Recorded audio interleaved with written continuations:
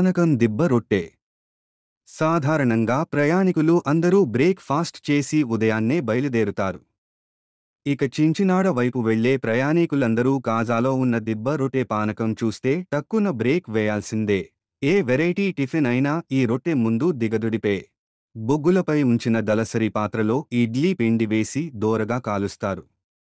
దీంతో పైన కరకరలాడినా లోపల మాత్రం మెత్తగానే ఉంటుంది. ఇక టేస్ట్ విషయానికొస్తే అదరహో అనిపిస్తుంది. దీనికి తోడు పానకమే కాదు, ఏ చట్నీ వేసుకున్నా భలే పసందుగా ఉంటుంది. ఎలమంచిలి మండలం కాజాలో ఏర్పాటు చేసిన ఈ హోటల్కు ప్రత్యేకత ఉంది. ఈ కాకా హోటల్స్ ముందు వినియోగదారులు ఎక్కువగానే ఉంటారు. ఈ రొట్టెలు కమ్మదనంతో పాటు చాలా ఆరోగ్యం కూడా. అందుకే అందరూ ఈ దిబ్బరొట్టుకు పెద్ద పెద్ద ఫంక్షన్లో కూడా అధిక ప్రాధాన్యత ఇస్తున్నారు.